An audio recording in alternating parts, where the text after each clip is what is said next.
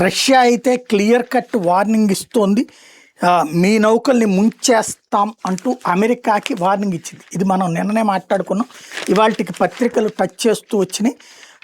ఉత్తర Atlantic మహాసముద్రంలో Russia జెండాతో వెళ్తున్న Venezuela చమురు నౌక మారినెలా పాత పేరు బెల్లా వన్ని అమెరికా దళాలు సీజ్ చేయడం మీద రష్యా తీవ్ర వ్యాఖ్యలు చేసింది. అమెరికా తన చర్య ద్వారా అంతర్జాతీయ చట్టాలను రష్యా సార్వభౌమాధికారాన్ని ఉల్లంఘించిందని కన్నెర చేసింది. మున్ముందు అమెరికా ఇలాంటి చట్టవిరుద్ధ చర్యలకు తెగబడితే సైనిక చర్య రూపంలో ప్రతీకారం తెచ్చుకుంటామని అదే చట్టసభ్యుడు అలెక్సీ గురక్వేల్ తీవ్రస్థాయిలో హెచ్చరించారు. తాము ఏం చేసినా చెల్లుతుందన్న అహంకారంతో అమెరికా వ్యవహరిస్తోందని ఆగ్రహం వ్యక్తం చేశారు. టార్పిడోలతో తాము అమెరికా నౌకలు సముద్రంలో ముంచేందుకు వెనకాడమంటూ హెచ్చరించారు. బుధవారం అమెరికా దళాలు మారినేరా నౌకతో పాటు ఏ దేశ జెండా లేకుండా వెళ్తున్న మరో చమురు నౌకని సీజ్ చేశాయి. మారినేరా నౌకలోని 28 మంది సిబ్బందిలో 3 భారతీయులు ఉన్నట్టు రష్యా చెప్పింది.